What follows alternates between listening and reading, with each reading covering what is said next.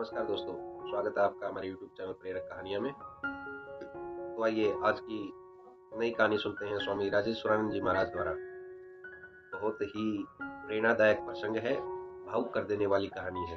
कहानी थोड़ी लंबी है तो अंत तक जरूर सुने और कथा का आनंद लें। तो आइए सुनते हैं आज की प्रेरक कहानी।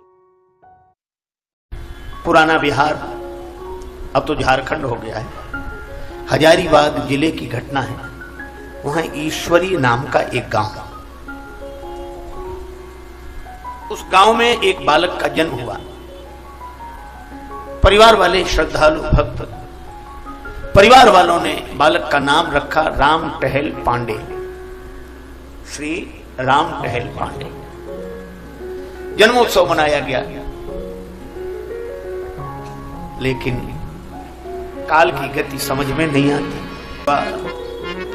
पर कुछ ही दिन बाद उसके माता पिता का देहांत हो गया।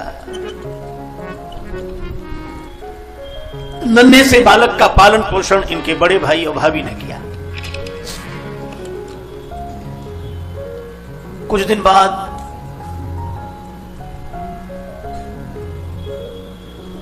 इनके बड़े भाई का भी किसी कारण अचानक देहांत हो गया।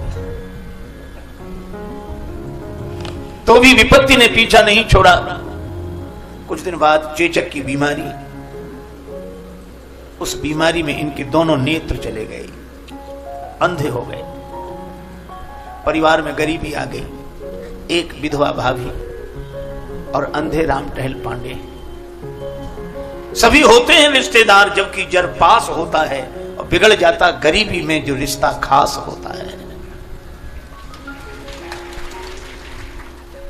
कोई नहीं, लेकिन कोई बात नहीं।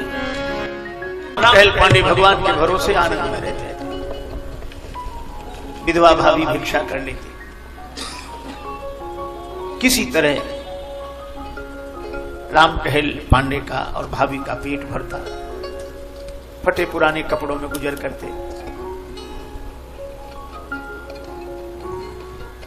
नाम बदल गया। अब कोई राम टहल पांडे नहीं कहता।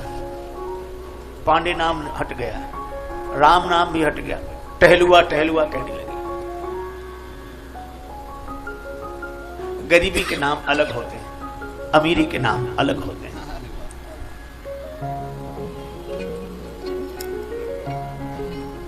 लेकिन इस बालक की एक विचित्र बात, इसको भगवत कथा सुनने की लगन लगी। दिखाई तो नहीं देता था, लेकिन एक ही व्यसन। राम जी की कथा जहां होती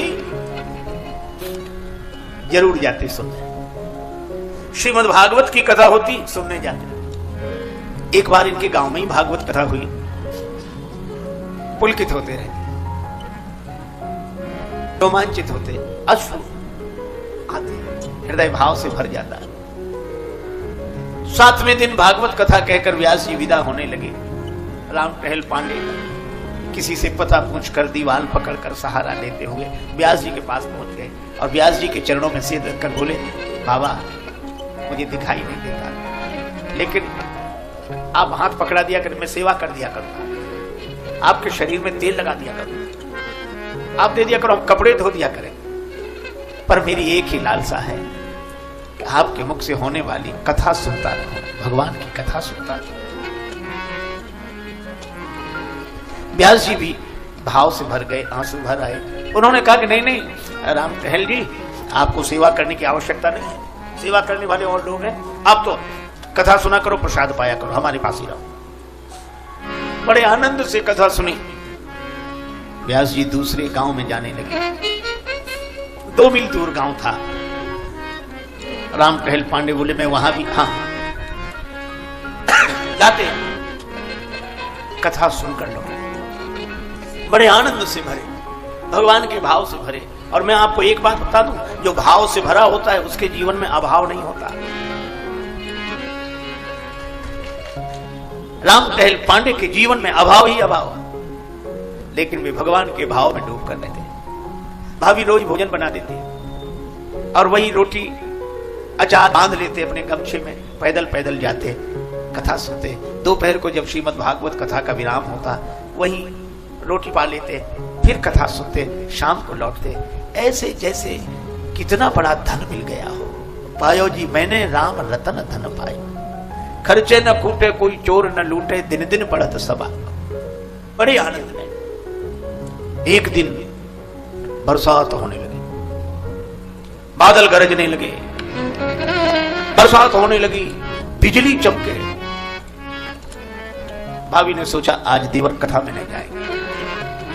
देवर स्नान करने गए थे, लौटे, भाभी ला मेरा भोजन दे दे, मैं भागवत कथा सुनने जाऊंगा।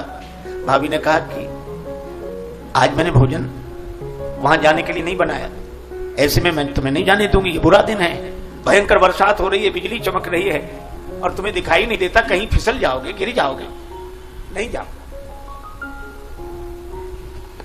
राम टहल पांडे दुखी हो गए और उन्होंने कहा कि भाभी माता क्या बात कर रही हो, सो दिन दुर्दिन नहीं मेघ नभ में गहरावे, सो दिन दुर्दिन नहीं मेघ नभ में गहरावे, और अदिन न इंद्र उपल बरसा कर वज्र गिरावे।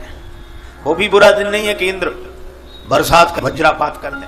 सो दिन दुर्दिन नहीं मेघ नभ में गहरावे, अदिन न इंद्र उपल बरसा कर वज्र गिरावे, और सो दिन दुर्दिन नहीं उदर को अन्न न पावे, और प्रेमी संबंधी जीवन में व्युरत जावे, और दुर्दिन नहीं विनीत कोई जेती विपति बखानिए, पर श्रवणन परे न हरि कथा, सो दिन दुर्दिन जानिए।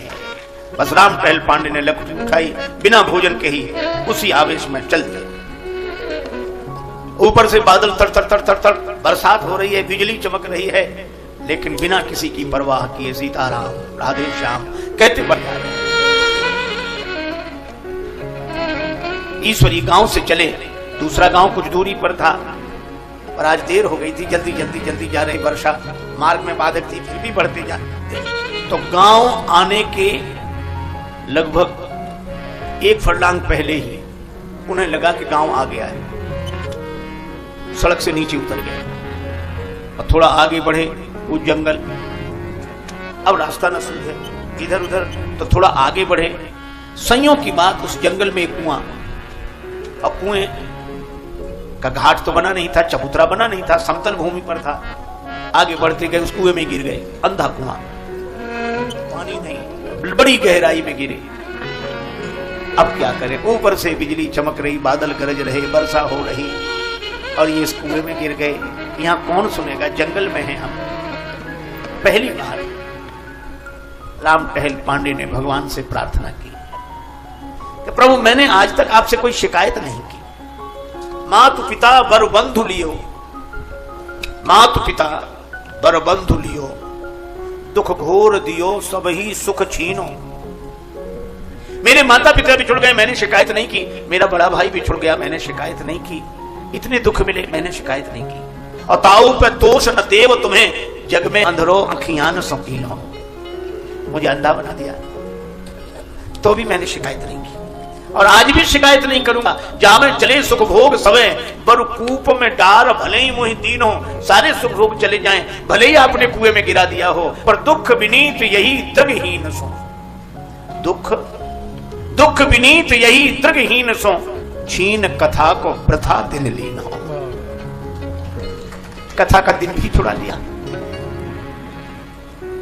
मैं आपके गुण सुनना चाहता हूं कथा से। खुदा मंजूर करता है सदा जब दिल से होती है, खुदा मंजूर करता है सदा जब दिल से होती है, मगर मुश्किल तो यह है, बात यह मुश्किल से होती है।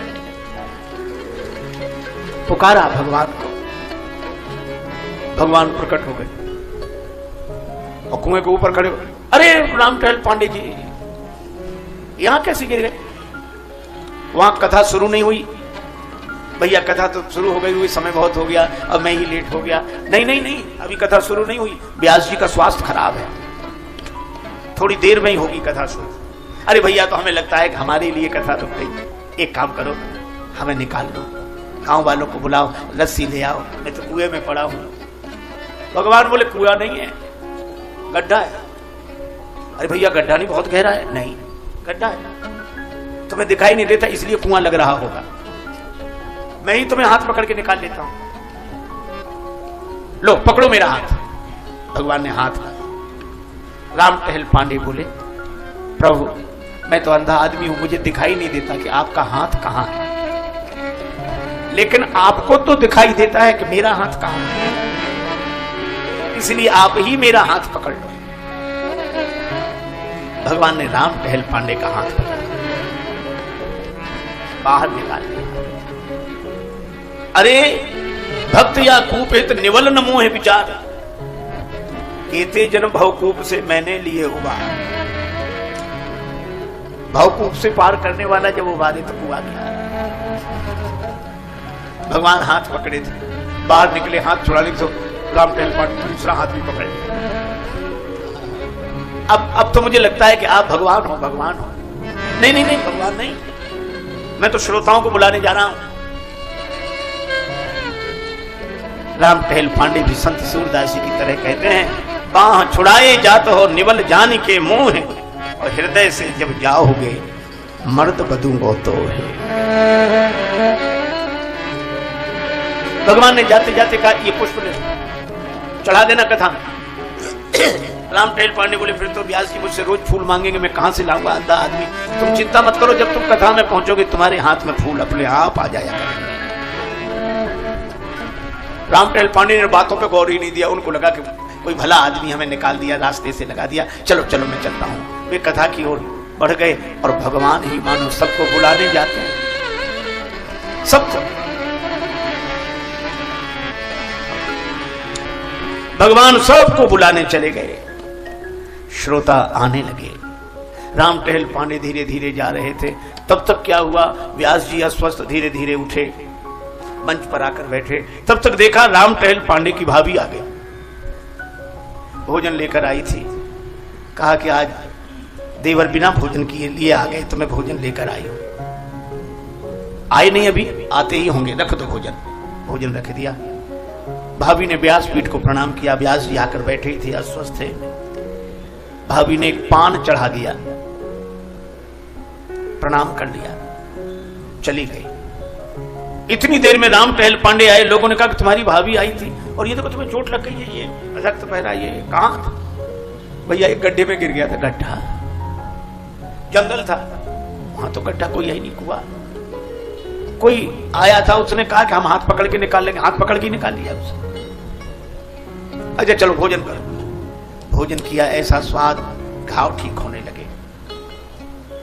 और वो पान व्यास जी ने पाया तो इतनी सुंदर कथा हुई, सभी लोग आनंदित। ऐसे ऐसे प्रसंग व्यास जी ने सुनाए। राम टहल पांडे शाम को थाली लोटा लेकर आए। भाभी मुझे क्षमा करो, मैं नाराज होकर चला गया, अगर आप न जाती तो मैं भूखा ही रह जाता, पर बड़ी कृपा आपकी। भाभी बोली, मैं कहीं नहीं गई, मैं तो घर में ही हूं, गई ही नहीं। अब राम टहल पांडे वो आश्चर्य हुआ, ये थाली लोटा मैं नहीं जानती कौन ले गई। दूसरे दिन राम टहल पांडे गए, व्यास जी बैठे थे। जब पूरा प्रसंग सुनाया, व्यास जी ने भगवान को हाथ जोड़कर कहा कि धन्य हैं आप, आरत की आरती निवार वे को नाथ आप, विपत विदार वे को बाह बढ़ावत हो।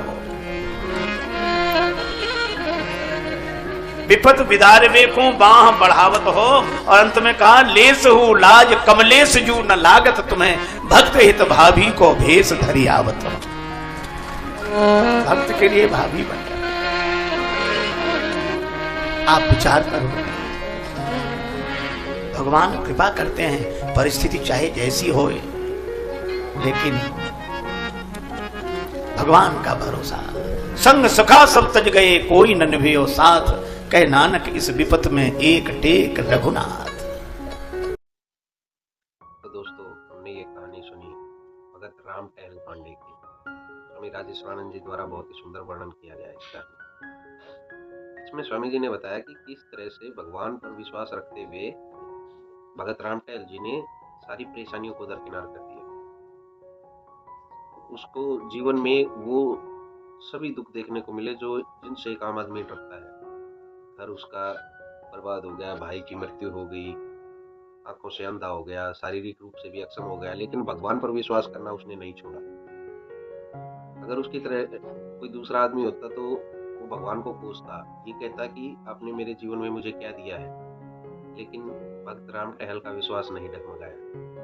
अंत समय में भी जब वो कुएं में गिरा तो भी उसने भगवान पर विश्वास नहीं छोड़ा। उसने कहा कि मैंने आज तक आपको शिकायत नहीं की, तो अब भी मैं शिकायत नहीं करूँगा। आपको जैसे रखना है मुझे आप रखो। तो स्वयं प्रभु ने आकर उसकी सहायता की और उसकी भाभी का रूप बनाकर उसके लिए भोजन भिजवाया। तो दोस्तों, भगवान पर जब हम विश्वास करते हैं तो वो हर समय हमारा साथ देता है। मैं हर बार इन वीडियो के माध्यम से यही बताता हूँ कि अगर भगवान पर विश्वास करना है तो पूर्ण रूप से करो। हम जिस भी स्थिति में हैं, उसके जवाबदार हम खुद हैं। भगवान कभी हमारा बुरा नहीं चाहता। अगर हम सच्चे मन से भगवान पर विश्वास करते हैं तो वो हमारा साथ ज़रूर देता है। हर स्थिति में वो हमारे साथ खड़ा मिलता है। तो आशा है कि ये कहानी आपको पसंद आई होगी। अगर पसंद आई है तो लाइक शेयर कर दें, चैनल को सब्सक्राइब कर दें ताकि इस तरह की कहानियाँ हम आपके लिए लेकर आते रहें और आपका ज्ञान व मनोरंजन करा। धन्यवाद।